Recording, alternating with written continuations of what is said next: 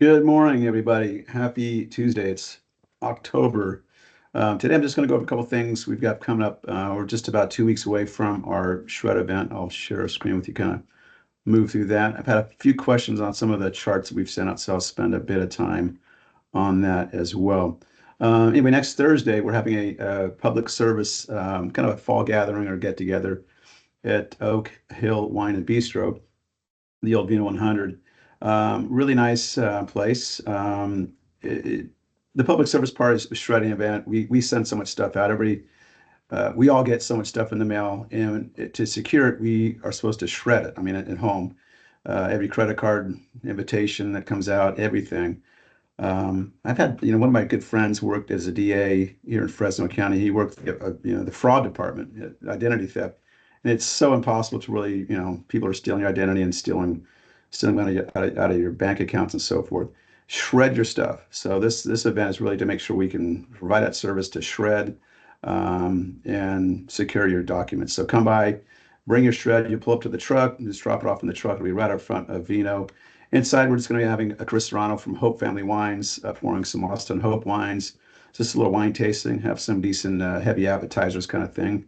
We hope you all can attend. At some point this week, my staff will be calling you to personally invite you to the event. Okay, enough of that. We're going to go through just a couple of charts here for the questions I've had in the last week or two on some of these. So one was this chart on the federal gross debt percent of GDP. And oddly that it was so, large in World War II. And I think I spoke to it maybe last week before. Well, that helped the economy greatly, as it is probably now. The difference and the concern I have, which is why we're probably adding more of the commodities, the heavy metals, because our population is not in net decline, but is slowing. We don't have the population to pay this debt down. We paid this down so beautifully, and I don't think there'll ever be a chance to get us to pay this debt down from 120% of GDP down to near zero. I'd say it's at 30%, and coming into the 80s, and it's just spiraled ever since. So every time we've had a problem, we just spend and print more money. That's not efficient. I would call that an efficient economy. We look at the savings rate of Americans being probably net negative for the average person. Others can save more, but most people can't afford to save much. It's kind of this chart here.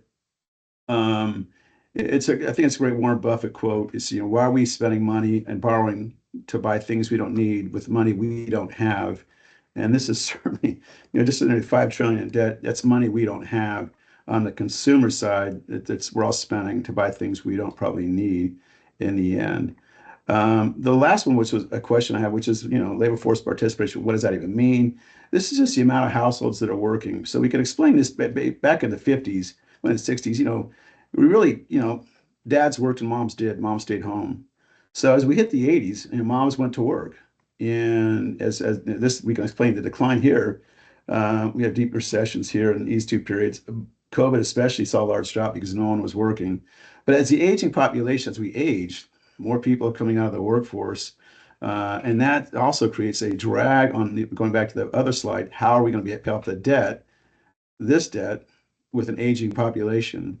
So if you study Japan and other countries that are aging rapidly, it's a challenge beyond all means. So it's just something to pay attention to.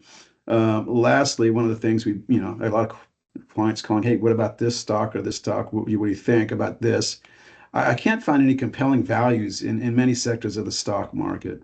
Even the metals have moved just dramatically this year.